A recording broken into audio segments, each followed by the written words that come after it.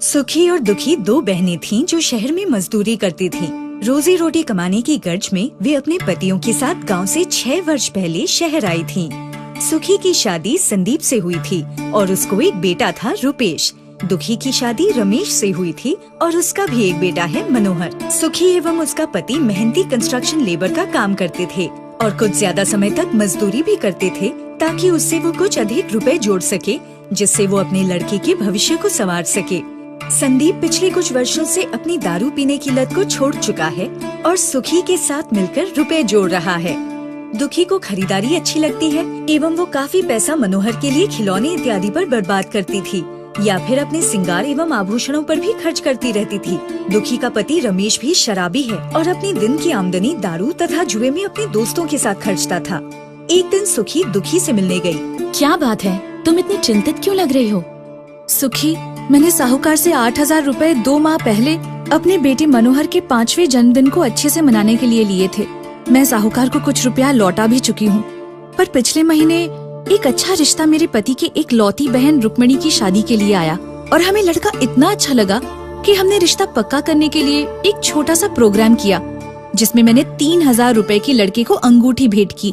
शादी के लिए भी 2 महीने बाद की तारीख पक्की हो गई है तथा हमने 80,000 रुपए एक साहूकार से कर्ज ले लिया है, परंतु हमें अभी बारात का खाना एवं टेंट इत्यादि के लिए 50,000 रुपए और चाहिए। मेरी समझ में नहीं आ रहा है कि मैं क्या करूं। क्या तुम 1,30,000 रुपए रुक्मिणी की शादी पर खर्च करोगी? तुम्हारी बचत कितनी है? हाँ बहन, रुक्मिणी रमेश की एक लौती बहन है और वो अपनी बहन की शादी धूमधाम से करना चाहता है। हम एक भव्य स्वागत करना चाहते हैं बारात का एवं रुक्मिणी की विदाई भी अच्छी तरह से होनी चाहिए। हमारे पड़ोसी ने अपने बच्चों की शादी में 2 लाख रुपए खर्च किए हैं।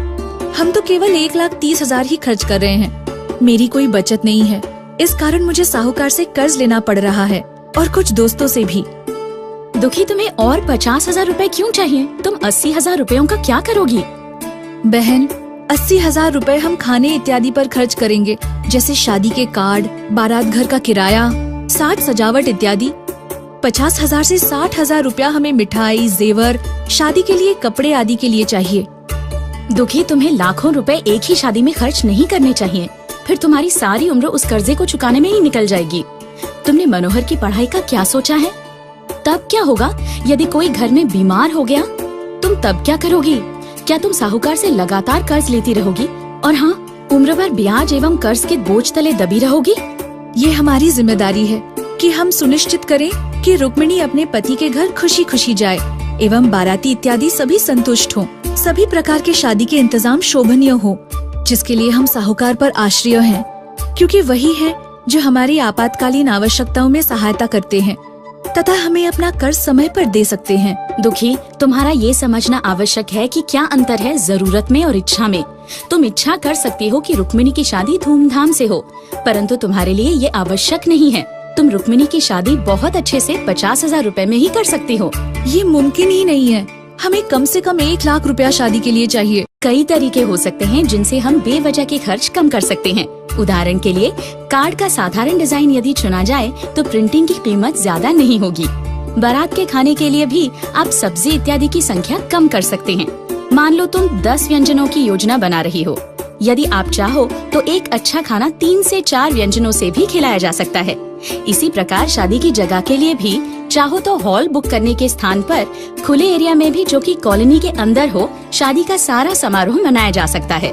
आभूषणों एवं कपड़ों की तुम्हें 2 से ज्यादा सेट की आवश्यकता नहीं होनी चाहिए तथा 4 से 5 जोड़ी कपड़ों की जरूरत है। तुम बहुत की चाहत में हो सकती हो, परंतु तुम्हें इससे अधिक की आवश्यकता नहीं है। मैं पूरा यकीन रखती हूँ, यदि तुम भी इसी तरह सोचो तो तुम्हें एक अच्छी शादी का आयोजन करने के लिए 50,000 रुपए से कम ही चाहिए। मेरे पड़ोसी मुझे क्या कहेंगे? मेरा वो मजाक बनाएंगे। दुखी, तुम्हें अपने भविष्य की चिंता होनी चाहिए, अपने परिवार के भविष्य की, ना कि पड़ोसी की। मुझे क्या कहेंगे यदि मैं उन्हें 10 की जगह 3 ही व्यंजन खिलाऊंगी? जो तुम कह रही हो वो अर्थसंगत है। मैं इस पर मेरे पति रमेश से भी विचार करती हूँ। हो सकता है मैं 50,000 रुपए से कम में ही अच्छा विवाह संपन्न कर सकूं और हमें अधिक रुपया कर्ज में न लेना पड़े। 80,000 में से बचे रुपए हम साहूकार को लौटाने में उपयोग कर सकते हैं। तुमने अब पहला कदम उठा लिया है और समझ गई कि मुझे शायद अपनी जरूरत से ज्यादा कर्ज नहीं लेना चाहिए। क्या तुम जानती हो वित्तीय योजना क्या है? वित्तीय योजना? वो क्या है?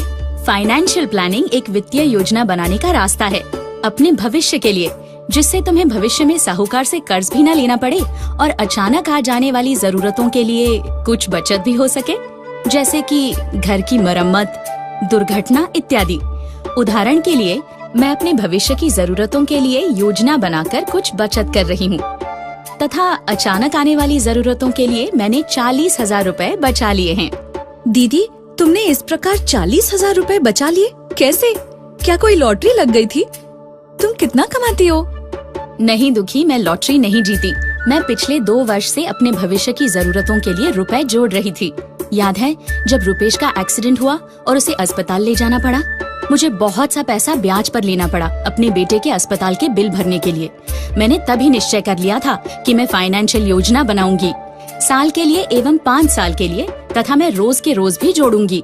मैं और मेरे पति 400 रुपए हर रोज कमाते हैं एवं 100 रुपया रोज आपातकाल के लिए जोड़ते हैं तथा 100 रुपया साल की आवश्यकताओं के लिए भी जोड़ते हैं, जैसे कि रुपेश की स्कूल की फीस, त्योहार इत्यादि। बाकी 200 रुपए हम हमारे खाने पीने की वस्तुओं पर खर्च करते हैं। साथ ही बिजली इत्यादि के बिल पर खर्च होता है। हम कई महीनों से इस प्रकार बचत कर रहे हैं। परंतु आप किस लिए बचत कर रही हो? और आपको ये कैसे पता चलेगा कि आपको कौन सी चीज की जरूरत पड़ेगी? मैं चाहती थी कि मेरी एक छोटी दुकान हो तथा मैं अपने बुढ़ापे के लिए भी बचत करना चाहती हूँ। जब मैं बूढ़ी हो जाऊंगी तो मुझे काम नहीं मिल पाएगा, तो मुझे कौन खिलाएगा? तो मैं आज बचत कर रही हूँ। मुझे इस कारण बुढ़ापे में खाने की कोई चिंता नहीं रहेगी। मैं उज्जीवन के माइक्रो पेंशन प्लान का भी भुगतान करती हूँ, जिससे कि जब मैं 60 वर्ष की हो जाऊंगी तब मुझे नियमित मासिक आय होगी। क्या तुम वहाँ कोने में रखी साइकिल देख रही हो? हमने इसे 2 महीने पहले खरीदा है और हम जहाँ भी जाते हैं साइकिल पर ही जाते हैं। इससे हमारे रोज के खर्चे कम हुए हैं। बहन, मैं भी हजारों रुपयों की बचत करना चाहती हूँ। क्या तुम मुझे मेरे भविष्य के लिए योजना बनाना सिखाओगी? क्यों नहीं, अंदर आओ, हम तुम्हारे परिवार की आय को लिखेंगे। आओ, हम आमदनी और खर्च की एक तालिका बनाते हैं। आय में वो सब होगा जो तुम और तुम्हारे पति कमाते हैं। ये वो पैसा है जो तुम्हारे घर में आता है। खर्च वो पैसा है जो तुम व्यय करते हो। ये मेरी और संदीप की आय और खर्च की तालिका है। तुम एक साथ देख सकती हो कि हम 12,000 रुपए कमाते हैं। हम प्रति माह 8,000 रुपए भोजन, स्कूल फीस और हमारे घर पर खर्च करते हैं, जिसके बाद महीने के आखिर में 4,000 रुपए बचते हैं।